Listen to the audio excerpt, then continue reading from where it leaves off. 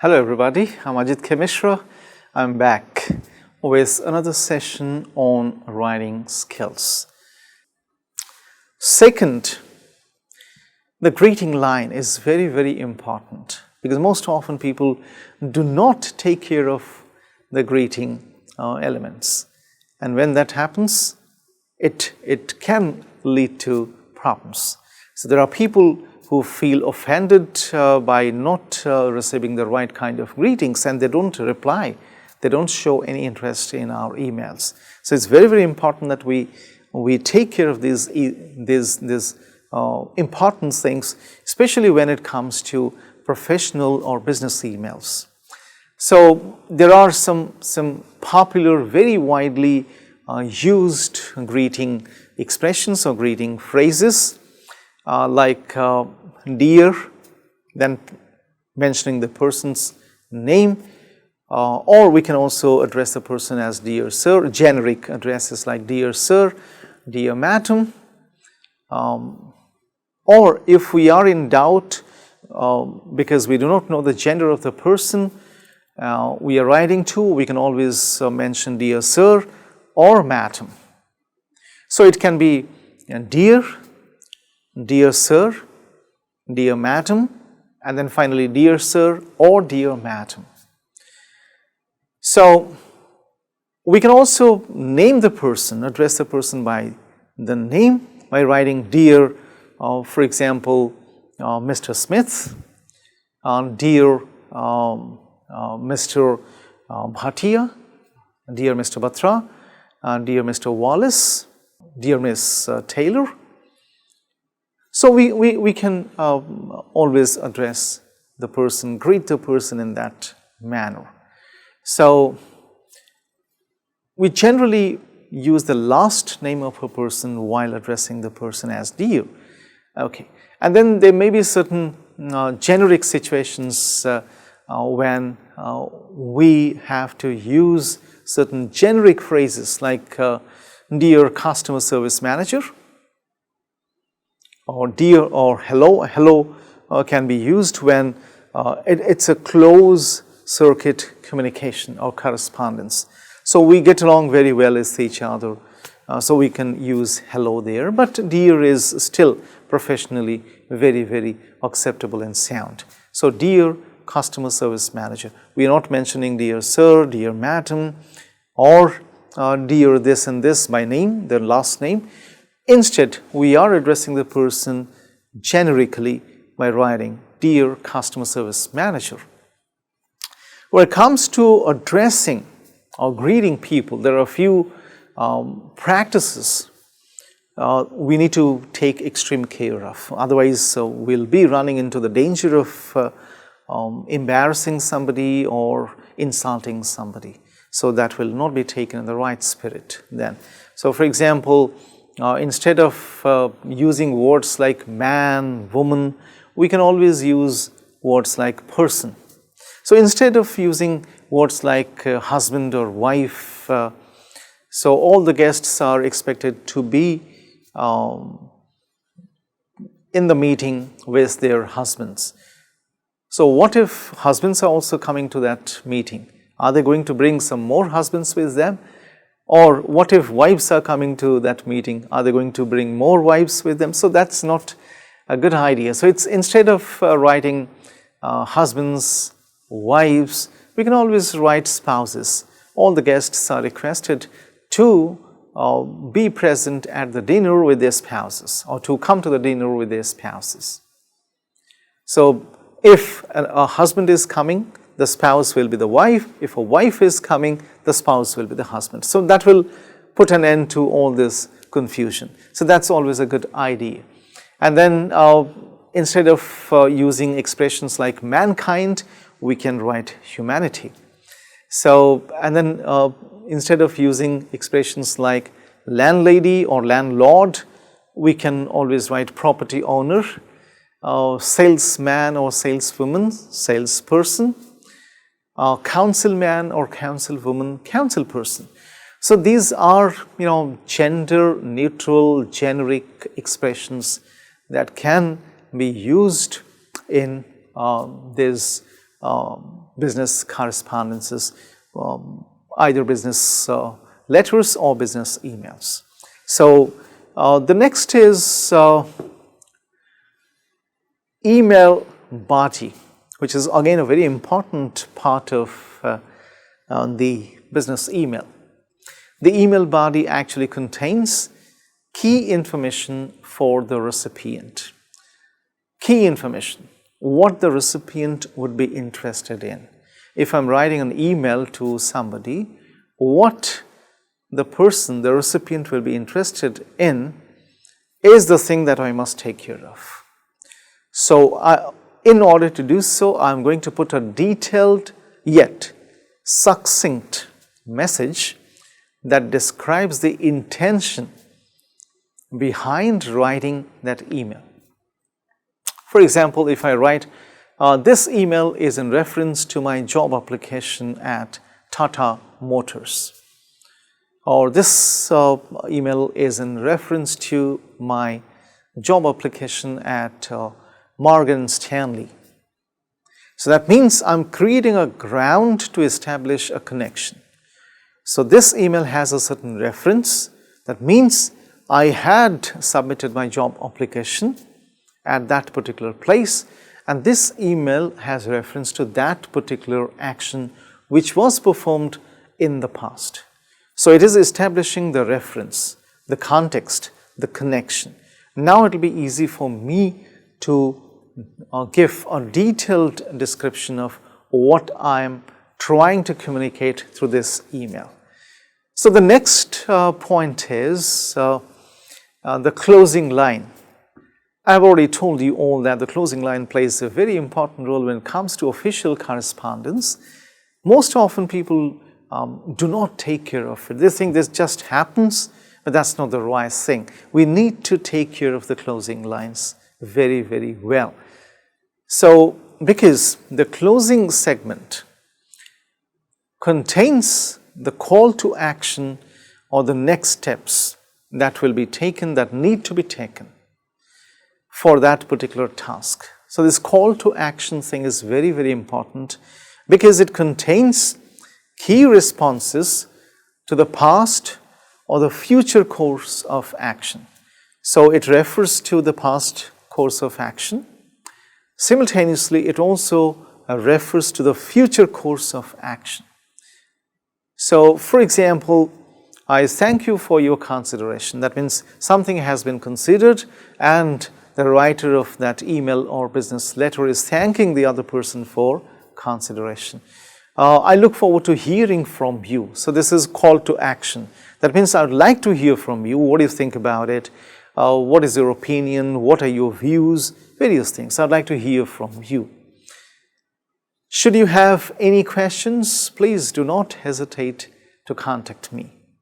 So, oftentimes when we write emails or business letters, our readers may still have some queries to check with us. So, if I anticipate certain queries from the recipients of my correspondence, official or business correspondence, I can always put this line that if you have any further queries or further issues, or if you need further assistance, please feel free to contact me on this and this, or please feel free to write back to me. So I'll be happy to help you out. So these are some of the closing lines that we can use in order to make our emails effective and impressive. And then we come to the signature line, which is very, very important because we need to mention our details there. The signature line, we all know when it comes to emails, there is an option to create an automated signature line, and every time we write an email, the same signature line will be appended at the end of that email. That means our emails will go along with that signature line. The signature line is not just one line, it has various things. So there are people, there are writers of emails who believe in giving a lot of details about themselves. So their memberships, their this, that, so many things that most people generally don't like to read those things because they don't type. Sometimes the recipients of those emails think that the signature line is far longer than the main body of the email.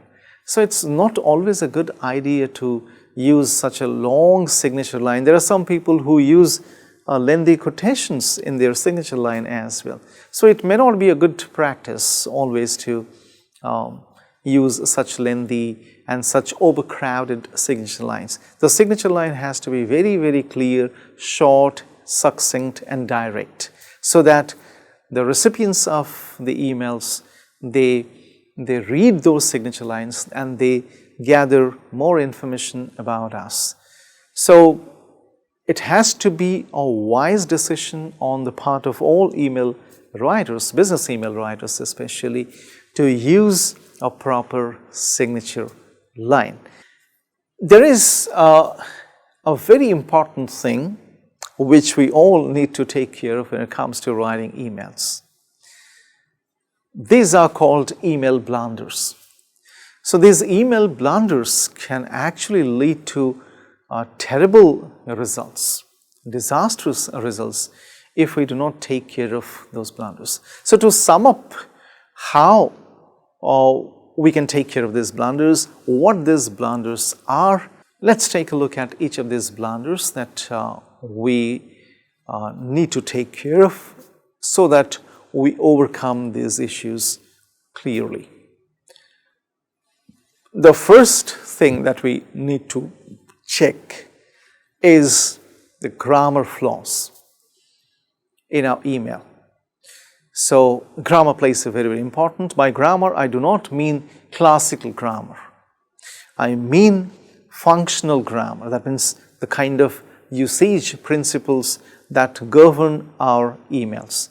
So after we compose our emails, it becomes our responsibility to go through or read the entire email once or twice, minimum, so that we understand whether we are sending the right message through our emails or not.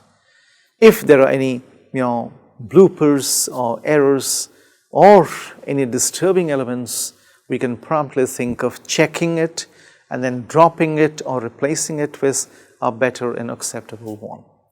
So grammar flaws create a lot of problems. We need to be careful about those issues. The vague subject line that I have already talked about, we need to be extremely cautious while creating subject lines. There is a trick to create a subject line. We can ask ourselves one question: why am I writing this email? And then you answer that question.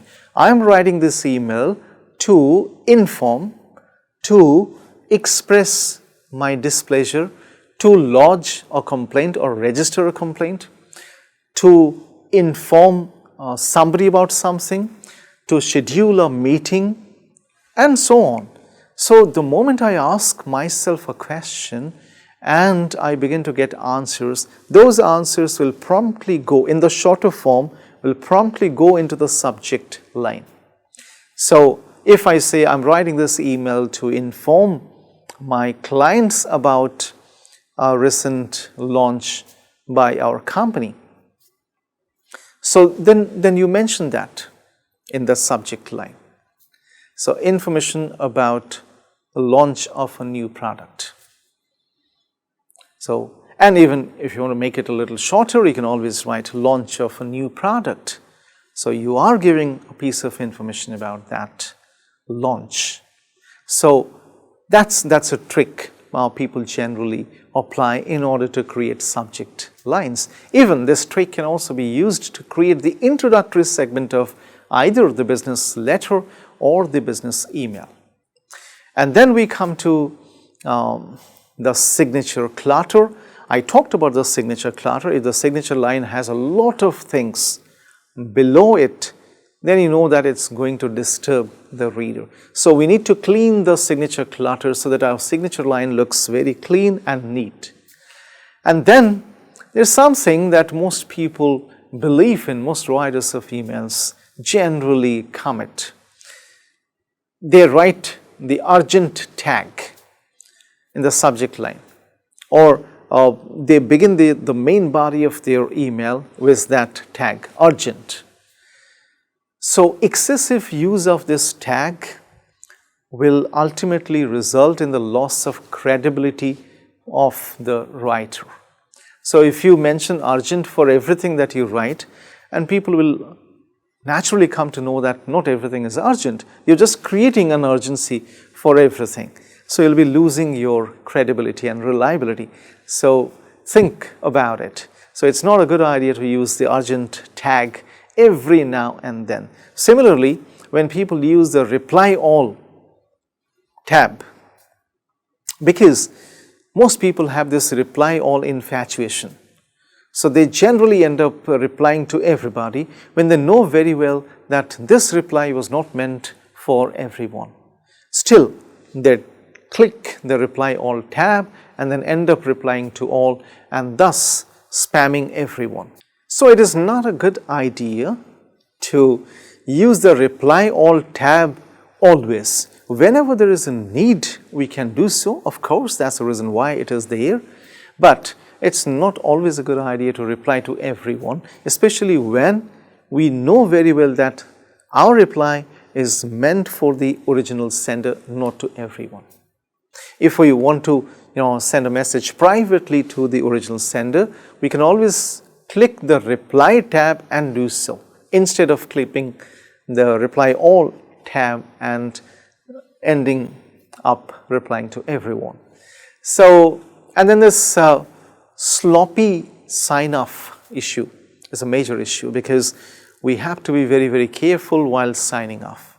So I can't write everything everywhere, for example, goodbye, bye-bye. So till then, these are not good sign-off statements. So we can write best regards, warm regards, yours sincerely, sincerely, yours truly, or truly yours. So these are some of the most widely accepted sign-off statements which we can think of using depending on the situation, the demand of the situation. And then, clumsy formatting is something that we need to be very, very careful about, because if your email doesn't look nice, doesn't look clean, if it looks very clumsy. For example, there are people who use fonts with different colors in the same email, all different types of colors, all different types of font sizes, even font styles. Sometimes they switch between all caps and sentence type formatting, and they switch between different types of font size, and that's how we are going to create a clumsy document, which is not at all a good idea. So we have to ensure that our official or business correspondence, either the business letter or the business email, look very tidy, very clean and neat, so that it goes down well with our readers. So these are some of the most important things that are very closely associated with business emails. And once we begin to take care of all these things, the writing of business emails will become an enjoyable activity, and we can ensure that our business emails reach our clients, our recipients, in the same way as we wish or want them to be. That's all in this session. I'm sure you have taken note of these important aspects related to the composition of business emails, and you're going to explore these things yet further.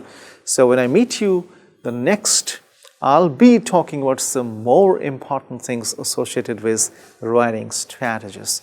So thank you for joining me. Bye-bye.